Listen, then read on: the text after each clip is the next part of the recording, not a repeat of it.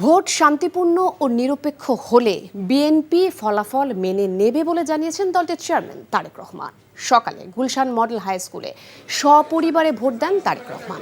Vote দেবার পর তিনি জানান, বাংলাদেশের মানুষ ঘর থেকে বেরিয়ে এসে তাদের ভোটাধিকার প্রয়োগ করলে যে কোনো ষড়যন্ত্র রুখে দেওয়া সম্ভব। পরে বিভিন্ন কেন্দ্র পরিদর্শন করে গুলশান পার্টি অফিসের বাইরে সাংবাদিকদের সাথে কথা বলেন তারেক রহমান। নির্বাচনে জয়ের ব্যাপারে শতভাগ আশাবাদ প্রকাশ করেন তিনি।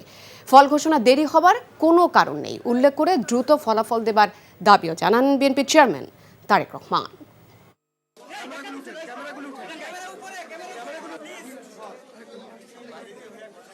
নির্বাচন যদি সুষ্ঠু, নির্বাচন যদি নিরপেক্ষ হয়, নির্বাচন যদি বিতর্কিতহীন হয়, তাহলে অবশ্যই কেন মেনে নেব না, সব দলই আমরা মেনে নেব।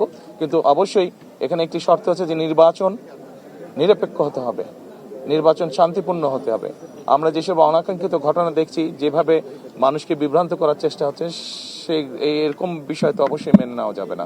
সমগ্র দেশের মানুষ যেখানে একটি দ্রুত তারা যা ভোট দিয়ে এসছে তার ফল তারা দ্রুতই চাইবে। একটি তো সাধারণ টাইম ফ্রেম তো আছে, আমরা প্রত্যাশা করব যে সেই টাইম ফ্রেমের মধ্যেই জনগণ রেজাল্ট জানতে পারবে। নির্বাচন কমিশন চেষ্টা করবে যাতে দেশের মানুষ দ্রুত তার ভোট প্রদানের যে ফল সেটা তার মানুষকে সামনে উপস্থাপন করবে। আমরা অন্তত এতটুকু অবশ্যই আসন প্রত্যাশা করছি যেখানে আমরা খুব সুন্দরভাবে দেশ পরিচালনা করতে সক্ষম হব। হোয়াইট প্লাস প্রো সেনসিটিভ স্কয়ারে মাঠের বাইরেও তো আমরা এভাবে দেশপ্রেম দেখাতে পারি।